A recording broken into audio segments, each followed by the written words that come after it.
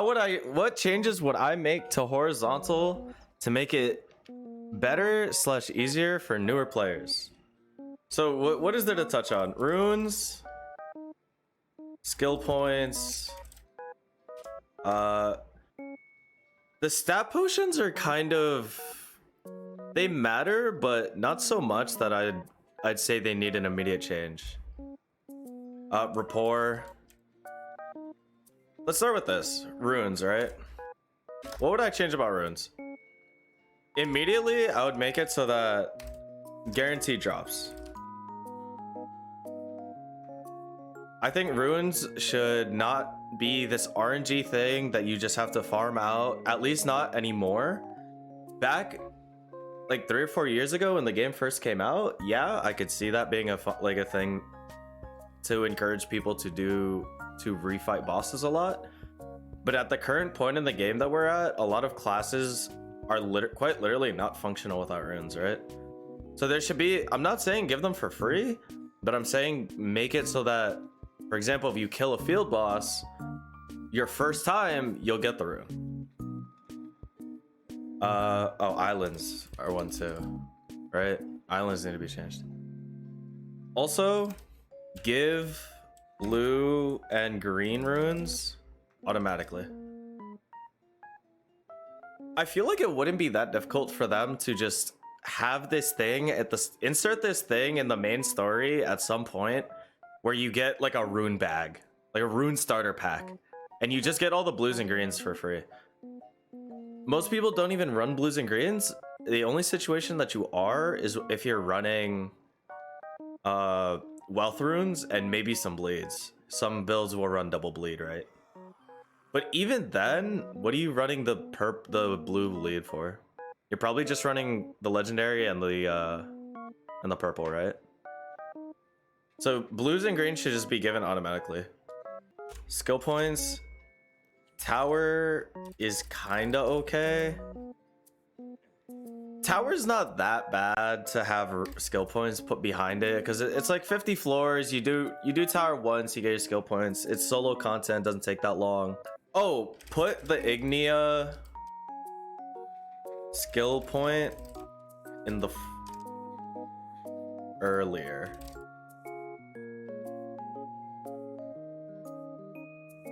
Like there's no reason that the Ignia skill point. What is the Ignia skill point? Let's check actually. This is Ignia's. 5, 6, 7, 8. It is 8. So the skill point Ignia is at 8. Put it at like 1 or 2. Skill points are so vital to being able to play the game that literally playing your class requires skill points. So it's a good change already that they made it so that characters are gonna start at 60 now. But definitely move the collectible skill points earlier. Oh, and put adventure tome skill points in the front as well. Right, Punica adventure tome skill point is 80%, I believe. Make it like 30 or something. Make it so that when you by the time you finish the region, you get the skill point pretty much for free. It's far too much to ask people to do all of your rapport just to be able to get something as basic to playing the class like skill points.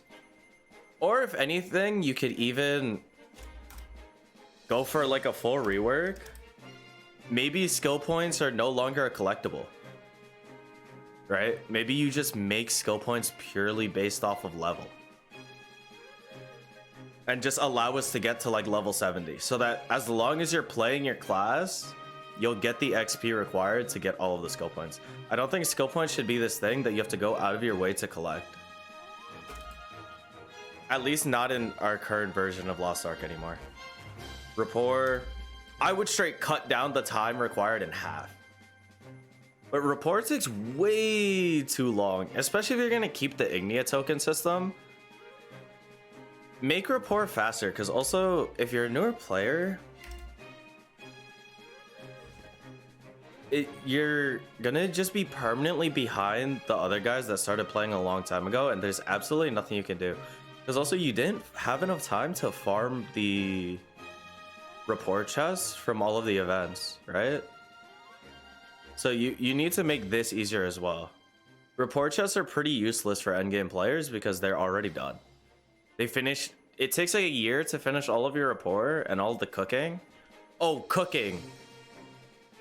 Just make it easier, please. Any change to making cooking easier. Cooking takes too long and it takes too much attention. Give more ways to farm rapport chests other than merchant. Islands, right? All right. This one is going to be the easiest one. Make islands scale with number of people present. Certain island, the idea of farming islands isn't that bad. The problem is finding people that still need the islands and having enough of them to actually clear the objective. One example is Spider Island. Spider Island is quite literally not clearable without enough people. And if you already have the island soul from Spider Island, there is no point in ever going back the entire time you play Lost Ark. Maybe you help out a friend, but even then, it's just so feels so bad if you need that like 1 or 2 island souls, and you quite literally can't get it. Also, I think island souls should have a pity system. After you do an island a certain number of times, you should be guaranteed to get the island soul no matter what. I feel like this change is pretty obvious and has been asked for by a lot of people in the community. Pity system also works for runes. If they don't want to make it a guaranteed drop, just have it be a pity system. Let's say you clear it 5-10 times and you get dropped your rune guaranteed. Omnium stores are kind of the same thing. Have a pity system. Same deal with with runes and islands. Make it pitiable, man. World bosses. Now I have a couple of ideas for world bosses, right?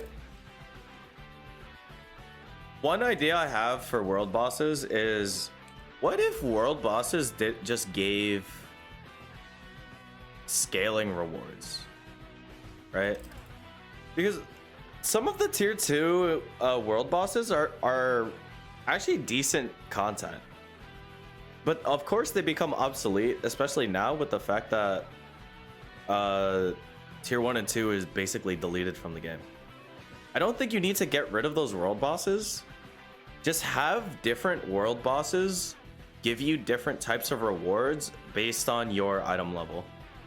Wait, change rewards to be different for each boss. Imagine you do like Thunderwing, right? Or you need shards.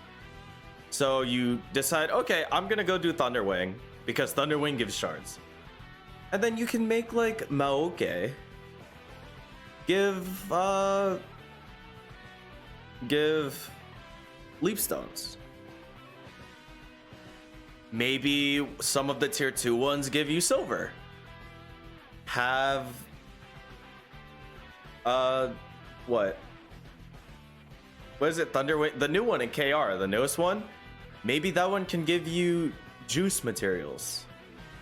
Maybe another world boss can, right? So it lets you pick and choose which world boss you do per week based on what you need.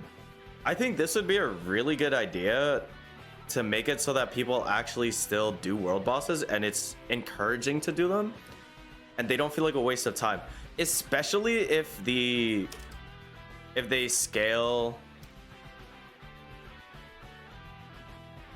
the world bosses to player count and item level. So if there's 15 players at a world boss and their average item level is like 1460, maybe have the world boss become like 1480 or something, or 1440, right? A little bit below. or just have the damage you take scale based on your item level, so that a 1440 doesn't get one shot just because there's a 1650 there. Also, if it scales to amount of players, instead of, you know, the 5 bars it has, maybe if there's only one guy, you keep the 5 bars, but you literally divide the HP by like 1/20th. I think this would be the biggest change I want, just because I don't necessarily think that you always need new content. I just think you need to sometimes rework current content to fit the current form of the game. Cooking just make easier. Yeah, any change to cooking, man. Farming banana, anybody that's ever farmed bananas in Punica or farmed Maoke for those damn crabs knows how down bad this feels. This is all stuff I came up with on the fly. Like, I literally typed this out just now. I don't know why a lot of these things are not just being directly implemented, considering I was able to come up with all of these changes in like, what, 5-10 minutes? So the Super Makoko event is really great for new players. I think it's their best event so far by all accounts. But I think this is a core issue of the game for newer players to really get into it. It's not even necessarily the item levels anymore, or how steep the vertical progression is. It's how punishing your horizontal progression becomes based on how late you started. Make this into a video. I guess we'll farm a video of this.